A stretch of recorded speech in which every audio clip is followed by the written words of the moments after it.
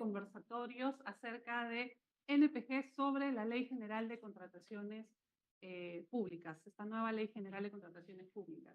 El día de hoy estoy acompañada por Guillermo Alarcón, socio de NPG Abogados y líder en gestión de contratos NEC, y también me acompaña Rafael Montoya, gerente general de AIT Capital, que es nuestro invitado especial. Quien les habla, Fiorella Reyes, líder de gestión de conocimiento en NPG Abogados. El día de hoy estamos reunidos para hablar sobre qué considerar cuando voy a convocar a una licitación o presentarme en ella, ¿no? Y como temas a tener en cuenta, o temas de los que vamos a tratar el día de hoy, es sobre la estrategia de contratación, la identificación de riesgos. También vamos a hablar sobre aspectos referidos al financiamiento de obra que está dentro del marco de los cambios que nos trae esta nueva ley. Como a manera de introducción, y hablando de los cambios que están y que se presentan en esta nueva Ley General de Contrataciones, el día de ayer conversábamos con Guillermo con respecto a qué es lo que está detrás o qué es lo que viene detrás de estos cambios que vienen con la nueva ley, con el reglamento de contrataciones. Y sin perjuicio de las razones que pueden ser muchas y variadas, a la conclusión que llegaba y con la que quería abrir este conversatorio es que esta nueva ley lo que busca, lo que entiendo que busca, es que podamos contratar de una manera mejor a la que estamos contratando en este momento. Y en ese sentido, estas nuevas disposiciones no nos van a garantizar el resultado exitoso de todos los proyectos o no nos van a garantizar un proyecto sin problemas.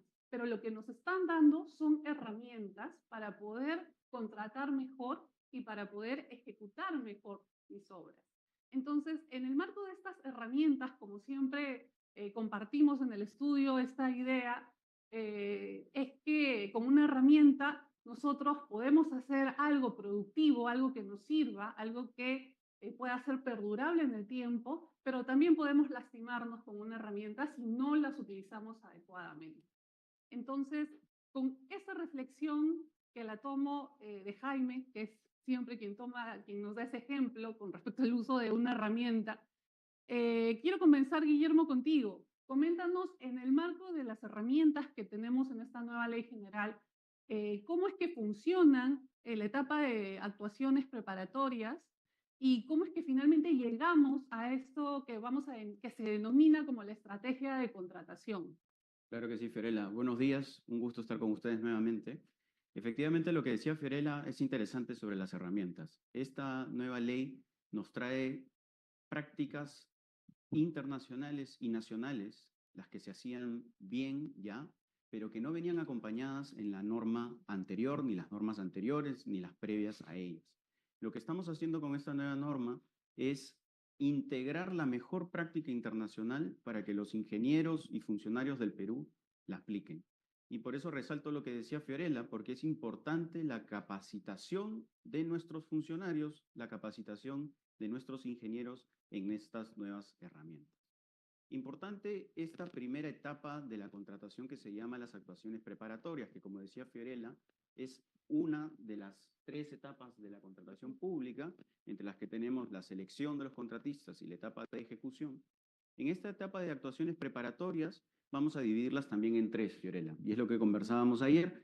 Vamos a tener una primera etapa de la elaboración del requerimiento a cargo de la dependencia encargada de las contrataciones, y vamos a llamarlos también los compradores públicos. De hecho, la ley ahora les da esa denominación porque va a buscar una profesionalización del funcionario, de tal manera que sea él el encargado y capaz de decidir cuál es la mejor vía dentro del contrato y utilizando las herramientas a las que nos estamos refiriendo para ejecutar un proyecto que llegue a un resultado que sea el adecuado para satisfacer una necesidad primeramente planteada.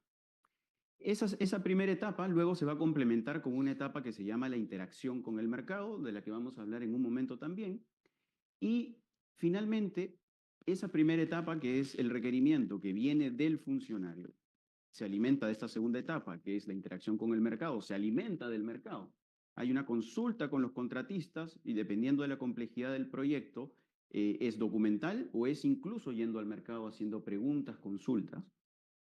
Y toda esa información va a servir para elaborar esta estrategia de contratación de la que vamos a hablar un poco más a detalle, pero que en síntesis es un análisis sobre las variables que influyen en la contratación pública y que el funcionario tiene que hacer un análisis profesional. Y como decía en nuestra primera versión de NPG, sobre un análisis científico sobre lo que motiva la contratación, lo que afecta la contratación, los riesgos alrededor de la contratación, para decidir qué sistema de entrega, para decidir qué modalidad de pago, para decidir cómo es que debería ejecutarse un proyecto para alcanzar el resultado buscado. Entonces, Guillermo, tenemos que, para llegar a la estrategia de contratación, primero es importante definir el requerimiento. Exactamente. El requerimiento es lo principal en esta norma. El requerimiento requiere que el funcionario establezca el alcance del proyecto. Y por proyecto me voy a referir a la adquisición de bienes, servicios u obras. El requerimiento va a incluir, como les decía, el alcance, que es la especificación de lo que se quiere comprar. Somos ahora compradores públicos. ¿Qué quiero comprar? Si es un bien, tendré una especificación técnica. Si es un servicio, tendré un término de referencia. Si es una obra, dependiendo de si es una obra de la que tengo información o tengo un expediente técnico, voy a tener un expediente técnico.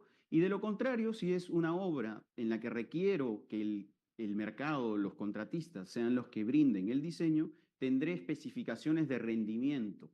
¿Qué quiere decir? Cómo yo quiero que funcione mi obra.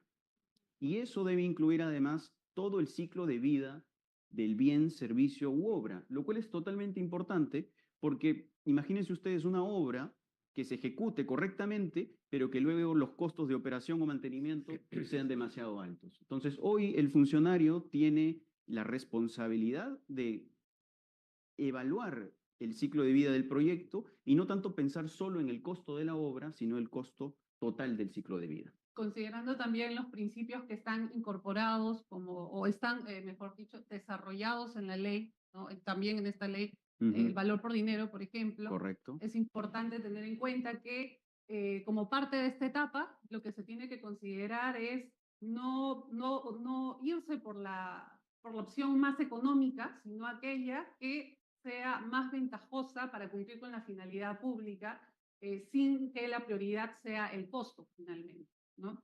Entonces, Guillermo, ¿cuáles son las buenas prácticas que consideras que se están incorporando como parte de este proceso?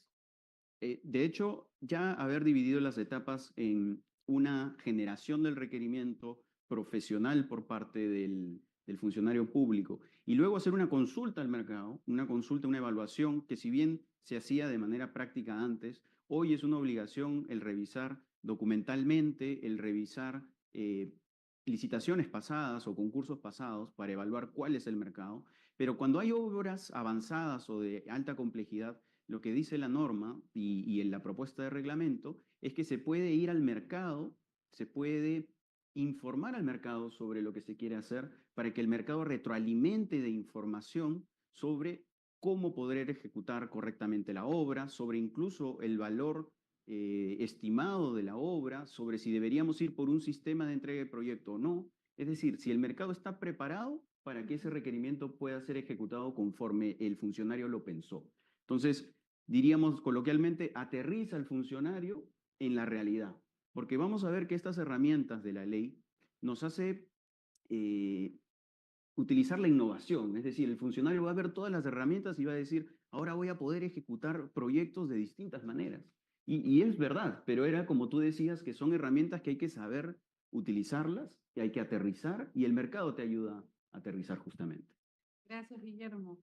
Y complementando el tema referido a la estrategia de contratación y requerimientos de lo que hemos estado conversando con Guillermo, Rafael, hablando específicamente de la opción del fideicomiso que nos trae también la ley, ¿en qué mejora esta opción para la ejecución de las obras? Perela, yo quisiera hacer una breve introducción porque esta nueva ley se comporta de una forma coherente con algo que nadie lo puede negar, la necesidad de financiamiento para ejecutar obras públicas. Entonces, nos estamos olvidando que el Estado no nos está encargando la construcción de 30 kilómetros de carretera, de 5.000 metros cuadrados de una edificación que puede ser un colegio o un centro de salud. No, el Estado nos está dando la opción de administrar 50 millones de soles, 100 millones de soles, y ahí el chip cambia.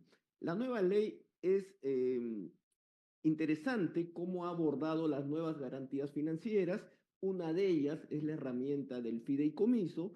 Atendiendo a tu pregunta, el fideicomiso es una garantía que permite ingresar los flujos de los adelantos que otorga el Estado, que es el 30%, y que incluso ahora hay un 10% adicional, dentro de un contrato inembargable, inalienable, donde nadie se puede meter, pero la mayor virtud es que ese dinero va a estar dedicado única y exclusivamente a la obra.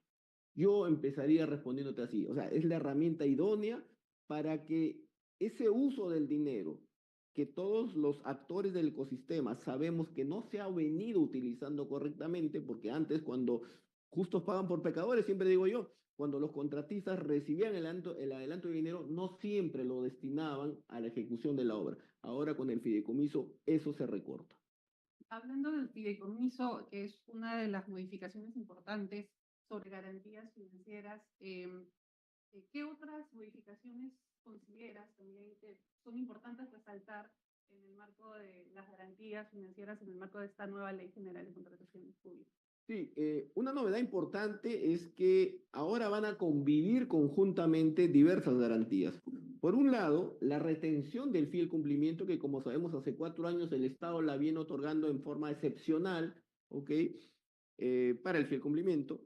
Segundo, el fideicomiso, que ahora es facultativo y solo para los adelantos, va a ser obligatorio y a solicitud del contratista, pero no solo para los adelantos, sino también para el fiel cumplimiento. En otras palabras, el fideicomiso va a poder utilizarse en el fiel cumplimiento y en los adelantos. Mantiene a las fianzas y a las pólizas de caución tanto para el fiel cumplimiento como para los adelantos, de tal forma que se puede dar una mixtura. Yo soy creativo y tomando las palabras de Guillermo, o sea, se le va a dar la oportunidad al funcionario y, ¿por qué no, al contratista de, por ejemplo, presentar una fianza de fiel cumplimiento y solicitar los adelantos con fideicomiso? Entonces, ahí está la gran novedad, se les da más herramientas al ecosistema de la inversión pública para que, según las características, el perfil, cuantía y complejidad de la obra, se utilice la mejor. Entonces, de lo que nos comentas, entendemos que pueden convivir distintos tipos de garantías en el marco de esta nueva ley. Así es. Y una novedad importante, ahora se ha creado un nuevo adelanto que le llaman el adelanto por avance de obra. Es decir, si la obra está más del 60% y hay equilibrio entre lo programado y lo ejecutado, el Estado va a premiar a ese contratista con un 10% adicional de adelanto, ¿ok? El cual también podrá ser merecedor con cualquiera de las garantías. En otras palabras, con una fianza, una póliza de caución o incluso un fideicomiso. Ok. Y una consulta, Rafael, en cuanto a los costos del fideicomiso, ¿cuál representaría el costo de tener un fideicomiso como garantía? Mira, ahí hay un tabú y hay información no idónea que está llegando al mercado. Partamos de lo siguiente, las fianzas y las pólizas de caución, la tasa, el costo es una tasa variable. ¿Por qué? Porque está sujeto a una prima anual que normalmente, en el caso de una fianza o póliza, parte desde 3% anual, pero se multiplica por el plazo de la fianza y por el plazo de vigencia de la fianza o póliza.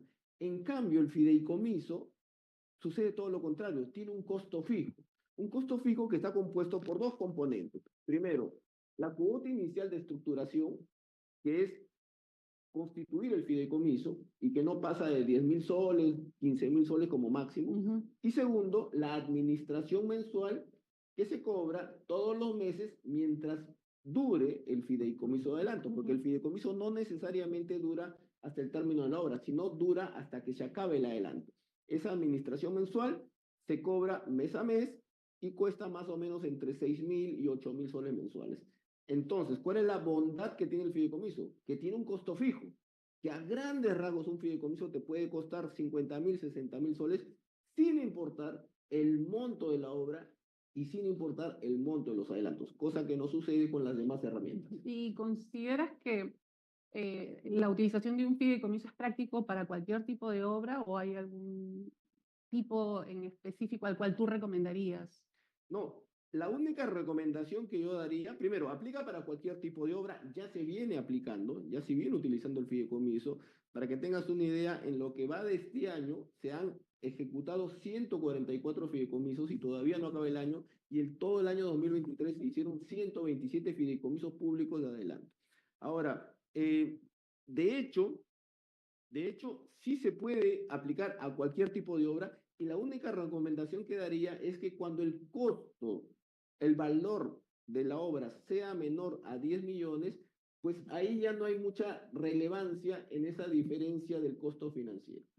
Pero tanto así que, por ejemplo, esta vez la norma ha establecido que solo aplica el fideicomiso para obras mayores de 5 millones. Dato importante, hoy en día la norma vigente no establece un monto mínimo. La retención, por ejemplo, tiene un monto máximo de obra de 5 millones, hoy en día no lo tiene. Entonces, son variables que son importantes mencionarlas porque todos sabemos que se viene utilizando la retención del fiel cumplimiento tanto para MIPES como para empresas en general, hay dos normas al respecto, pero se viene utilizando para cualquier cuantía de obra. Un tema pendiente, Fiorella, es que el fideicomiso aún no se aplica para servicios y bienes, y yo creo que también debería aplicarse para servicios y bienes. Hay una norma especial dictada el 26 de julio que le ha dado a Provías Nacional la opción de aplicar fideicomiso para los adelantos en servicios de mantenimiento vial, pero es una excepción, solo está hasta el 31 de diciembre. Debería incorporarse esa opción en general para todos los servicios de conservación y mantenimiento vial a nivel nacional, ¿no? Muy interesante, Rafael, lo que nos comentas con respecto a la utilización del fideicomiso en el marco de esta nueva ley. Si me permite, Fiorella, Sí. y de hecho, Rafael, no hay una justificación para no utilizar el fideicomiso en servicios o bienes, porque finalmente favorece a que los proveedores tengan una capacidad de acceder a contratar con el Estado, que es lo que busca el Estado, tener Correcto. mejores proveedores y más opciones de mejores proveedores. Entonces, quitarles una herramienta, no sabemos por qué, limita ese ingreso al mercado público, ¿no es cierto? Totalmente de acuerdo, totalmente es un tema pendiente. Les hemos hecho llegar al MEF en esta prepublicación que hubo del reglamento, nuestra sugerencia, y esperamos que lo estén evaluando. Muchas gracias, Rafael.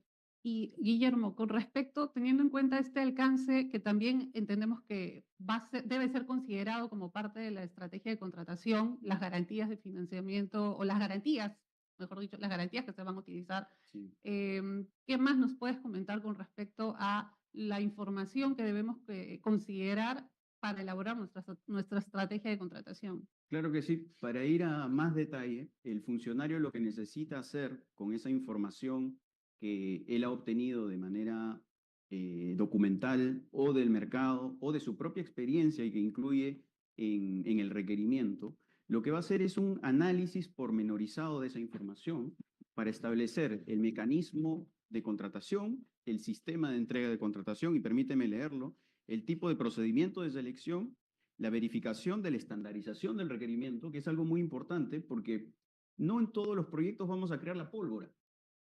Hay proyectos que se hacen de manera recurrente, donde ya sabemos qué cosas funcionan, y el funcionario tiene que conocerlos y cuando se puede estandarizar, seguir lo que funciona.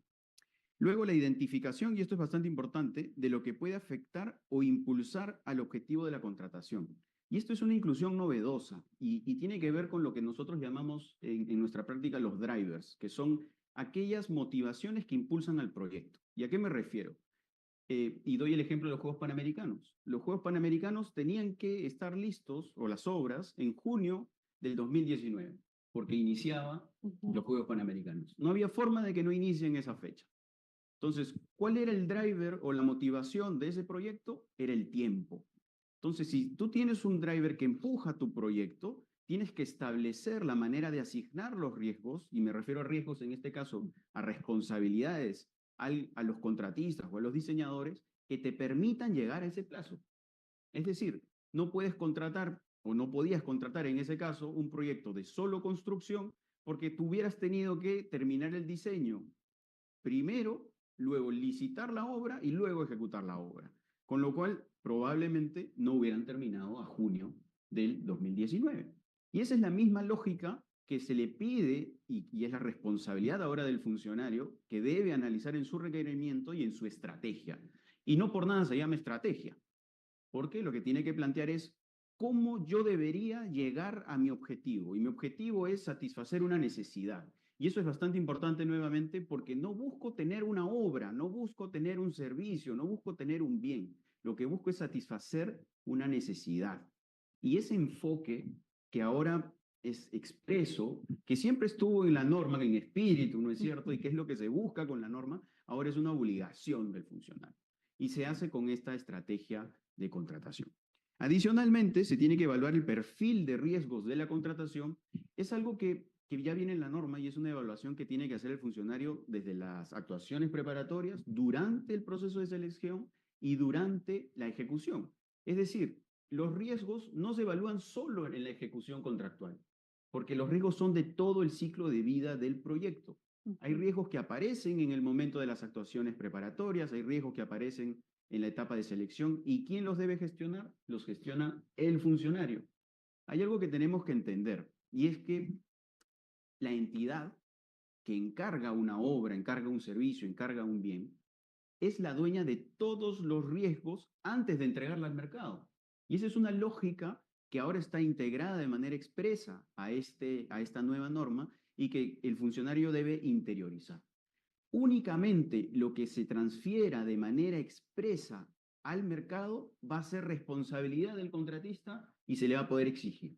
Y ese análisis, discúlpame, tiene que estar en la estrategia de tanto bienes, servicios como obras. Y justo hablando de riesgos, en el reglamento hay una disposición que en lo particular me preguntaba cómo nos aseguramos de que luego la identificación de los riesgos y la asignación de los mismos, ¿no? Que hace referencia a asignar los riesgos de manera eficiente en el sentido de quién mejor puede estar en capacidad de recibir ese riesgo y no sobrecargar al contratista, es lo que dice, ¿no? Entonces, revisando esa disposición del reglamento, lo que me preguntaba era, ¿cómo vamos a tener la tranquilidad desde la perspectiva de un funcionario, que es quien finalmente va a elaborar esta identificación de riesgos, esta matriz, de haber asignado un riesgo y que luego no se cuestione la decisión de por qué no se le asignó todos los riesgos o por qué la entidad está asumiendo determinado riesgo, ¿no? ¿Cómo es que podemos de alguna manera tener la tranquilidad de que a realizar una asignación eficiente del riesgo luego no va a ser cuestionada, ¿no? Y justamente creo, en base a lo que estás comentando, Guillermo, que todo nace de tener los requerimientos de manera consciente, ¿no? Esto me va a llevar a una estrategia de contratación sustentada, que no sea un copia y pega, porque como dice Rafael, estamos administrando dinero público, ¿no? Entonces, justamente la herramienta que nos da esta norma, las herramientas que nos intenta dar esta norma es poder plantear nuestra estrategia de contratación desde el inicio de manera lo más consciente posible y real posible, y que la ejecución también pueda ser en ese sentido coherente, ¿no? Pero justamente en esta línea de ideas, ¿cómo es que yo tengo la tranquilidad de asignar, de que luego no se me cuestionen por los riesgos que asigno o que dejo de asignar? Y lo que considero, desde mi perspectiva, es que va a depender o mejor dicho, voy a sustentar esa decisión en base a todo el trabajo previo que he hecho, desde el requerimiento, desde el análisis de mi estrategia, desde el análisis del sistema de entrega del proyecto, y en función a ello considero que es digamos, ese es el fundamento, ¿no? De por qué estoy asignando un riesgo o dejando de asignarlo por considerar que una de las partes es más eficiente al manejarlo. Tú, Guillermo, ¿qué es lo que consideras con respecto a esta disposición? Yo coincido contigo. De hecho, el manejo del riesgo se le da, y de hecho hay muchas referencias a riesgo en esta ley, y hay la referencia al riesgo que es inherente a toda contratación pública, pero también al riesgo que es relacionado con las responsabilidades, ¿no? Las responsabilidades que se le entregan a los contratistas. Y justamente me das pie a hablar de cómo, para el caso de obras y consultoría de obras, hay esta obligación adicional en la estrategia de contratación de evaluar el sistema de entrega de proyecto de manera comparativa. ¿Y qué significa? Es un análisis en el que tú tienes que plantear los distintos sistemas de entrega, que significa la forma en que se va a relacionar el propietario, es decir, la entidad, con los contratistas, si es que se le va a asignar el diseño o no, si se le va a asignar el riesgo de gestión del proyecto o no, o en el caso de consultoría de obras, si es que van a estar encargados de una etapa de elaborar un proyecto de inversión o de la etapa de supervisión o elaborar de un diseño específico. Y lo que te dice es, evalúa cuál es el más adecuado para tu proyecto. Y no es una evaluación simplemente en la que yo digo, bueno, este me parece, sino que tú tienes que poner, y eso es como una matriz donde estableces, por ejemplo, en una obra, conviene utilizar el sistema de entrega de proyecto de solo construcción y evalúo. En solo construcción, ¿qué requiero? 2 contratos, uno de diseño y uno de construcción. Requiero 2 licitaciones, una para contratar a un primer proveedor, una para contratar a un segundo proveedor. Probablemente el tiempo entre las licitaciones y entre la entrega del diseño va a demorar la entrega de la obra, pero si mi prioridad, mi driver, mi motivación es tener la seguridad de que mi diseño es correcto, probablemente sea el sistema que deba elegir, porque lo que estoy priorizando es la calidad del diseño. Entonces le doy el tiempo suficiente a un contrato de diseño y luego contrato la obra. Pero si mi prioridad es el presupuesto, probablemente busque un sistema de entrega de proyecto en el que un tercero del mercado, un contratista, sea un gestor de la obra, un gestor que me permita buscar ahorros, porque conoce el mercado, conoce a los subcontratistas, a los proveedores, a los vendors, y sabe manejar el proyecto y me genera ahorros, y esos ahorros los comparto. O si por el contrario lo que me importa es el tiempo, que era lo que hablábamos, tal vez buscaré un contrato de diseño y construcción para favorecerme del fast track. Empiezo a hacer el diseño y conforme voy terminando por secciones o tramos, voy ejecutando. Entonces, esa evaluación va a depender de las características del proyecto, las características del alcance que se quiere entregar, las características del mercado. ¿Tengo contratistas que puedan hacer esto? ¿Sí o no?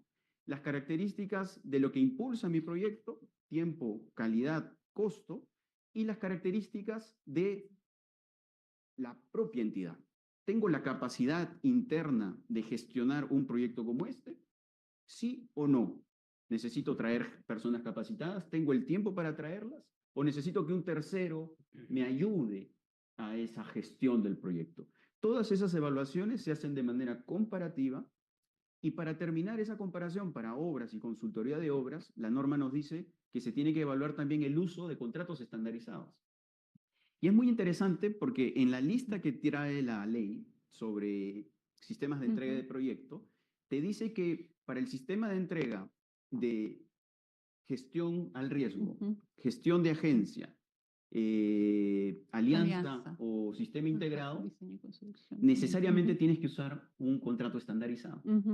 Para los sistemas de entrega de solo construcción o de diseño y construcción, podrías utilizar un contrato ad hoc. Entonces, lo que tú tienes que evaluar es, ¿tengo la capacidad de utilizar un contrato FIDIC, de utilizar un contrato NEC? ¿Sí o no? Y si voy a utilizar una contratación de un gestor agente o un gestor al riesgo, voy a tener que utilizar un contrato estandarizado necesariamente. Entonces, es muy interesante porque el funcionario ahora tiene que hacer un análisis realmente profesional de las variables, herramientas que tiene y justificar qué es lo mejor para su proyecto. Gracias, Guillermo. Y en definitiva, como comentábamos también en la sesión anterior, esta estrategia me va a ayudar a situar en qué estoy, qué necesito, y una de las conclusiones que podemos llevarnos en este momento es que con respecto a lo que comentabas sobre los contratos estandarizados, ¿no? No necesariamente todos los proyectos necesitan de un contrato estandarizado, ¿no? Pero ¿cómo sé qué necesito teniendo mi requerimiento? Y finalmente llegando a materializar y concluyendo con la estrategia de contratación, que es lo que de alguna manera me va a marcar la pauta y me va a servir de sustento con respecto a la asignación de riesgos que finalmente se realicen. Y en ese sentido, con respecto a la asignación de riesgos y al manejo de riesgos que nos trae que nos presenta la nueva ley, Rafael, ¿Tú consideras que estos cambios, estas propuestas en todo caso son beneficiosas, son útiles? ¿Cuál es tu perspectiva con respecto a la gestión de riesgos? De hecho, el cambio normativo sobre gestión de riesgos es uno de los temas más puntuales que trae la nueva ley, porque como lo dijo Guillermo, ya no se va a premiar al que ofrece el menor precio, sino es un Ujú. conjunto de variables que ahora van a ser puestas en mesa, evaluadas por los funcionarios públicos. Estoy totalmente de acuerdo. Y bajo ese punto de vista, yo creo que evaluar alcance, plazo, precio, condiciones, es parte de la, digamos, de estar a la vanguardia sobre contratación en general. Gracias, Rafael. Un tema que queríamos también conversar contigo era sobre los requisitos que se exigen para constituir un fideicomiso, ¿no? Retomando el tema de fideicomiso, del cual estábamos conversando también al inicio de esta sesión. Ahí, Fiorella, hago un punto de diferencia muy importante. Hay que entender que el fideicomiso no es un crédito, sino es una garantía. ¿Y por qué es importante eso? Porque cuando uno va a evaluar un crédito, como por ejemplo una fianza, una póliza de caución, que es un seguro, pero digamos es similar a un crédito, definitivamente existe lo que se llama la evaluación de riesgo crediticio. Y allí se evalúa macro, siempre, experiencia, información financiera, viabilidad del proyecto, maquinaria y equipos, personal, etcétera, etcétera. Y al final de esa evaluación de riesgo crediticio son los colaterales o garantías. Entonces, ¿qué es lo que quiero decir con esto? De que siendo el fideicomiso, por su propia naturaleza, una garantía, ya no va a existir análisis de riesgo crediticio. O sea, el contratista no va a tener que pasar por todo ese filtro pesado, tedioso, de una evaluación. Contrario censo, ¿qué es lo que sí se evalúa en el fideicomiso? Primero, hay que entender que el fideicomiso es administrado no por cualquier empresa, es administrado por empresas que están con una licencia especial de la Superintendencia y Banca y Seguros, ¿ok? Estas entidades hacen lo que se denomina la evaluación de compliance, que no es otra cosa que no tener investigaciones de lavado de activos, narcotráfico, terrorismo, corrupción de funcionarios, y luego firman un convenio con el contratista para que se le remunere la estructuración y la administración mensual. Pero un tema muy importante, el constituyente del fideicomiso es la propia entidad pública, porque es la titular de los flujos, la titular de los adelantos, la titular de los fondos públicos. Y a diferencia de lo que se viene señalando en el mercado, Fiorella, el fideicomiso no es un contrato de abogados, ni siquiera es un contrato para financieros como quien habla, es un contrato de ingenieros. ¿Por qué digo que es un contrato de ingenieros? Porque en el mercado hoy en día no se está dando la información correcta, es decir, se está prácticamente firmando fideicomisos ciegos, se está firmando plantillas de fideicomiso, cuando lo correcto es que cada vez que una entidad desee entregar los adelantos con fideicomiso, tiene que dar, debe dar las instrucciones claras de cómo se va a entregar ese dinero, para qué se va a entregar ese dinero, para qué partidas, qué montos, qué fechas. Y esas instrucciones son instrucciones de ingenieros, porque son los ingenieros los que entienden sobre ejecución de obras. Entonces, ahí hago un énfasis, pongo, digamos, importancia en decir de que el fideicomiso en su constitución tiene que ser elaborado por ingenieros que son del área de infraestructura de la entidad pública. El supervisor de fideicomiso es una empresa especializada en el sector infraestructura y el contratista, y juntos tienen que sentarse a decir cómo se va a entregar el dinero en los ya conocidos cronogramas de desembolso. Entonces, ahí gran importancia de entender primero que el fideicomiso no es un crédito, es una garantía, pero que en esa garantía tienen que establecerse claramente las instrucciones de cómo se va a entregar ese dinero y cómo se va a rendir cuentas de ese dinero, porque es un contrato, como dicen los abogados, de tracto sucesivo. Yo te doy un adelanto, ¿ok? El día 30 me rindes cuentas y te doy el segundo adelanto. El día 60 me rindes cuentas y te doy el tercer adelanto, y así sucesivamente. Gracias, Rafael. No sé si tenemos preguntas del público.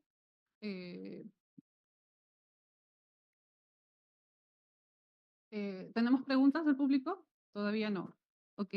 Entonces, teniendo en cuenta que lo que comenta Rafael, Guillermo, en tu experiencia en fideicomiso, ¿consideras la utilización de esta garantía de utilidad? ¿Cuál es tu percepción? Sí, y lo mismo que decía Rafael, de hecho, eh, llegó tarde a la contratación pública el fideicomiso. Debió haberse incorporado mucho antes, de hecho en los privados se ha utilizado muchísimo tiempo antes. Es una herramienta que funciona, que no hay que tenerle miedo, no hay que tener miedo de que cuesta más, porque esos son mitos, ¿no es cierto? De hecho, muchas de las herramientas disponibles en el mercado, como también los dispute boards, hay esa idea general de que viene a destruir otras herramientas o de que son muy caras, va a encarecer la obra.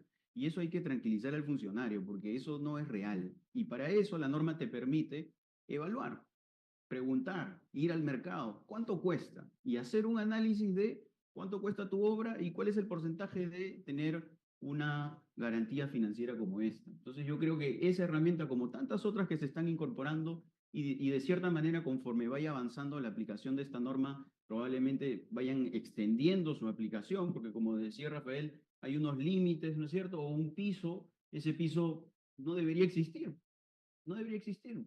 El mercado debería solo regular si es que utiliza o no utiliza la herramienta, no la ley. Finalmente le quitas una herramienta, una capacidad al mercado y al funcionario de tener otros contratistas o mejores contratistas que puedan acceder a la herramienta, ¿no? Y en ese sentido, y creo que ya culminando con esta sesión el día de hoy, entiendo que no hay una pregunta. Vamos antes de hacer de tocar el tema de cierre, en todo Sí. caso, vamos a atender una de las preguntas que está publicada, que me están pasando, que es ¿qué pasa cuando habiendo hecho la formulación en esta etapa, entendería de preparación, se dan cuenta de que se necesita más dinero, ¿no? Ok, sí, eso tiene que ver con el requerimiento y con la indagación de mercado. El requerimiento, como decía, es la idea que tiene el funcionario de cómo va a ejecutar su obra. Se complementa con el input del mercado. Si el mercado responde y dice, esa obra no se puede hacer con lo que tú has estimado, el funcionario haría mal en elaborar una estrategia de contratación donde diga que sí se puede. Y de hecho, esa segunda etapa que hemos llamado de las actuaciones preparatorias, creo que es fundamental para aterrizar la utilización de las herramientas, para que las herramientas no se utilicen con una idea de lo que creo es mejor, sino de una información basada, una información con sustento de que se puede aplicar. Entonces, en respuesta a la pregunta, ¿qué pasa si el mercado me dice, eso no cuesta así, cuesta distinto? Lo que tiene que hacer el funcionario es regresar a la etapa del requerimiento y ajustar. Y de hecho, esa es la idea, de ir y venir, para no llegar a una ejecución de obra o licitar una obra que finalmente no haya asignado correctamente los riesgos. ¿Y qué quiero decir? Que querramos ejecutar una obra a un precio bajo cuando no es el precio correcto. Eso que genera controversias. Entonces, tenemos que evitar desde la gestión de los riesgos, y a eso me refería con la gestión de los riesgos en las actuaciones preparatorias, porque te preparas para que en la etapa de selección y en la etapa de ejecución de obra no surjan riesgos que pudiste haber evitado en las etapas tempranas. Gracias, Guillermo. Y me alcanzan me dicen que hay otra pregunta para cerrar. ¿Cuál es la recomendación de los panelistas cuando en el Estado deciden usar un FIDIC y le copian literalmente cláusulas de un contrato de obra doméstica? ¿Acaso no se transgrede el espíritu de FIDIC? Sin perjuicio de que es una pregunta específica sobre un modelo de contrato estandarizado. Lo que puedo comentar, y de repente Guillermo me puede también complementar, es que justamente, primero, comentarles a quienes de repente no conocen, hay unos principios que son los Golden Principles de FIDIC, y justamente en estos principios nos listan qué es lo que debemos hacer para que un modelo de contrato estandarizado como es FIDIC mantenga la esencia y la filosofía FIDIC, ¿no? Y en ese sentido no se alteren no se altere la asignación de riesgo ni sus disposiciones. Ahora, con respecto a cuál es la recomendación realmente sería, primero, tener en cuenta cuáles son estos principios y evidentemente copiar literalmente cláusulas de un contrato doméstico es, como decimos aquí en el estudio, un Frankenfidic, o sea, es cualquier cosa menos un contrato FIDIC, no sería de utilidad y tampoco sería, si la ley nos está dando la herramienta, la posibilidad de utilizar un modelo de contrato estandarizado, este es un claro ejemplo de cómo nos podemos portar una mano usando una herramienta, ¿no? Creo que esta sería mi comentario. No sé, Guillermo, si tú quieres complementar. Solamente para cerrar, porque parte del conversatorio de hoy es qué puede hacer el contratista o los postores para participar en estas nuevas licitaciones, ¿no? Y de todo lo que hemos hablado, no hemos hablado mucho de los postores. Pero ¿por qué no hemos hablado de los postores? Porque hay una relevancia importante del funcionario público y de sus decisiones de estrategia.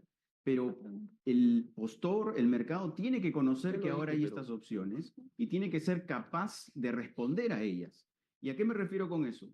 Ahora el mercado se va a abrir a otros sistemas de entrega de proyectos. Los constructores ahora van a poder también hacer diseño, porque la norma lo permite. Entonces, si es que van a haber obras que se hacen por diseño y construcción en una manera más extendida, porque de hecho con la norma anterior ya había la capacidad de hacer normas de diseño y construcción en un solo contratista, pero no se masificó. Ahora se espera que se masifique siempre que la estrategia de contratación lo justifique. Entonces, lo que va a pasar es que el mercado tiene que prepararse para obra pública de maneras distintas. No solo en solo construcción, sino también diseño y construcción, gestión agencia, de la que no hemos hablado mucho porque no es el tema de hoy, pero es una gestión del contrato sin tomar el riesgo del plazo y el costo de la obra. Es decir, un gestor que no toma el riesgo, sino que acompaña de manera, digamos, como un servicio de consultoría a la entidad, pero los responsables del plazo, los responsables de la calidad y los responsables del costo van a ser los propios contratistas. Y luego, claro, se va a extender mucho más las opciones, decimos, la gestión al riesgo o los contratos de alianza, que será muy interesante poder hablar de eso en otro momento por la forma en que va a romper el paradigma de la contratación pública, porque allí los riesgos no se asignan, sino que se comparten y se comparte el riesgo del resultado de la obra, los ahorros y también los sobrecostos. Eso es algo que va a romper esquemas, creo, Fiorella. Gracias, Guillermo. Y hay aquí otras preguntas relacionadas al tema de fideicomiso que vamos a compartir con Rafael. Nos preguntan, ¿qué pasa si el contratista no cumple con crear el fideicomiso? Y también, ¿la nueva ley contempla el fideicomiso para el fiel cumplimiento? Sí, ya lo había dicho antes, una de las novedades que trae esta norma es que el fiel cumplimiento también puede ser con fideicomiso. El reglamento prepublicado no ha sido muy claro, solo señala que el contratista es el constituyente del fideicomiso, y hago esta diferencia porque en el fideicomiso de adelantos el que lo constituye es la entidad pública como titular de los flujos, en cambio en el fideicomiso del fiel cumplimiento lo constituye el contratista. No ha precisado qué bienes, por sentido común, podrían ser las valorizaciones futuras de esa propia obra, ¿ok? ¿Qué pasa si el contratista no cumple, no constituye el fideicomiso? En el caso del fiel cumplimiento, se ha señalado en este reglamento prepublicado de que el contratista va a firmar con una declaración jurada de que va a firmar, va a constituir ese fideicomiso en 20 días hábiles. Si no lo constituye en 20 días, automáticamente el contrato queda resuelto. Y en el caso de los adelantos, pues yo digo que el contratista que no ejecuta, que no constituye, que si es que no se constituye el fideicomiso de adelantos por parte de la entidad, ahora incluso ese plazo ha sido recortado, porque hoy en día en la norma vigente es 30 días hábiles, ahora va a ser 15 días hábiles, simplemente ya no se va a poder entregar el adelanto. Consecuentemente todos pierden. El contratista que podía optar con ese financiamiento y la entidad que no lo va a entregar, no va a poder devengar tampoco ese adelanto y seguramente va a haber algún problema en el financiamiento de la ejecución de la obra, ¿no? Gracias, Rafael. Y para cerrar y contestando objeto de este conversatorio, que es qué debo tener en cuenta si quiero convocar una licitación. Hemos hablado bastante con respecto al requerimiento y la estrategia, pero desde la perspectiva del contratista, ¿qué es lo que deberíamos tener en cuenta, Guillermo? Sin perjuicio de el cumplimiento de requisitos, ¿no? Que están indicados en la ley, pero ya desde un tema respecto a cómo ejecutar y cómo cumplir un contrato en el marco de esta nueva ley. ¿Qué consideras que es importante resaltar? A ver, lo primero sería el principio de valor por dinero, que ahora no necesariamente el más barato va a ser el que gane la obra. Eso significa que se va a necesitar demostrar capacidad, experiencia, y para eso hay que invertir. Ya no basta solamente con ser el más barato, y creo que eso es un cambio fundamental. Entonces las empresas van a tener, como decía, que prepararse, tener personal clave importante que pueda ganar las obras, porque finalmente esa va a ser la evaluación que va a haber. Y como decía, estar preparados para la aplicación de nuevas herramientas, conocer la disponibilidad ahora de los fideicomisos, las cartas fianza van a seguir estando disponibles. Y seguramente, y cuando hablemos también sobre los temas de licitaciones y todos los procesos de selección nuevos que hay, es estar preparados para ellos también gestionar los riesgos que significa para ellos un proyecto o entrar a un proyecto en esa etapa. ¿Y a qué me refiero? Es hacer las preguntas y las consultas necesarias al funcionario público que está licitando una obra para llegar a la etapa de ejecución con la mayor claridad del alcance, la mayor claridad de los riesgos que son asignados y la mayor claridad de cómo se va a ejecutar el proyecto. Entonces yo diría, no solo la responsabilidad del requerimiento y de la estrategia de contratación termina en el funcionario, sino también en el contratista diligente o el postor diligente que puede observar que hay algo que se puede mejorar o que hay algo incorrecto y que lo avisa. Y es una gestión de los riesgos, tanto del ente público como del mercado. Y mientras esas buenas prácticas sean extendidas con la utilización de esta norma, creo que vamos a apuntar a tener más obras concluidas, que es el primer objetivo, y lo segundo, obras mejor ejecutadas, en menor plazo y con menos sobrecosto. Gracias, Guillermo.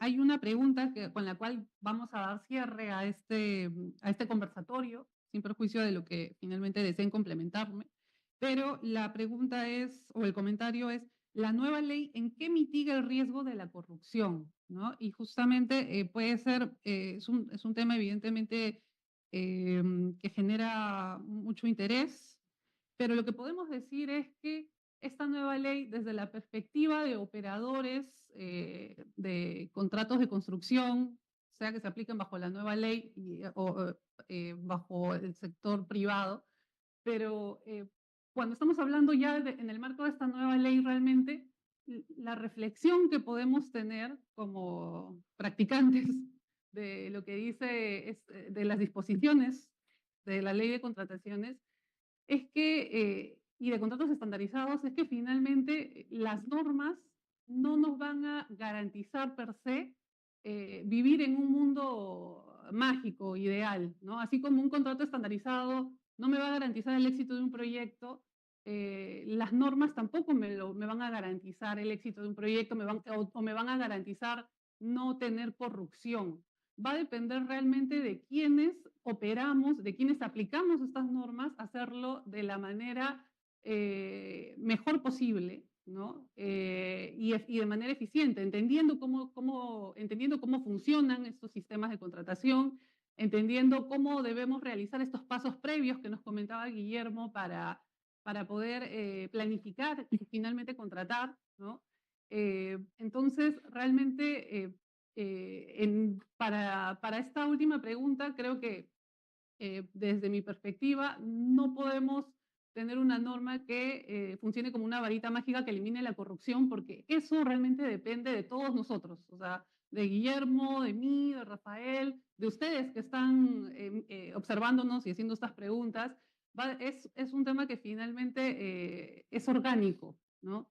Y si bien es cierto, con esta norma se está generando un cambio criticable o no criticable o aplaudible, es un cambio, Ahora considero que estamos mejor nos da herramientas que van a funcionar, deberían funcionar mejor de las herramientas que tenemos ahora, ¿no? Y entonces creo que lo importante en este caso es entender cómo es que funcionan estas nuevas disposiciones, cómo las podemos aplicar de la mejor manera posible y tener en cuenta que para evitar la corrupción, que es la gran preocupación y es importante evidentemente porque nos afecta a todos, es un tema sistémico.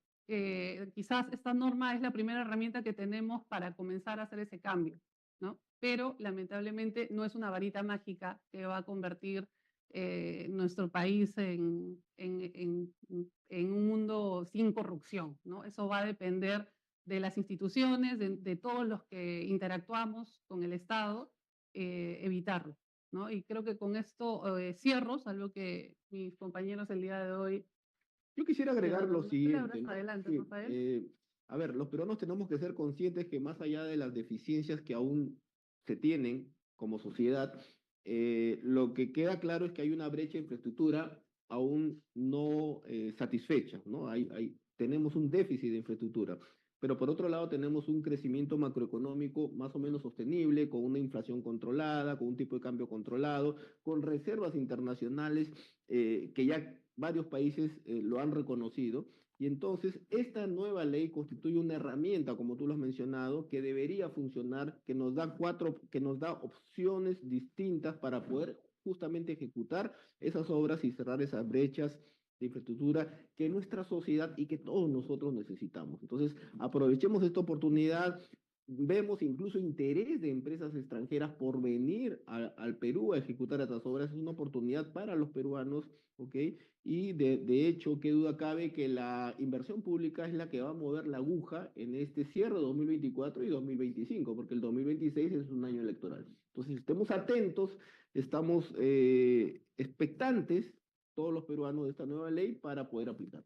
Muchas gracias, Rafael. Ha sido un gusto tenerte en nuestra casa, en NPG Abogados. Y a ustedes también esperamos volver a encontrarnos en otro capítulo de estos conversatorios en el marco de nuestros 30 años en el sector de la construcción. Muchas gracias. Gracias. Buenos días.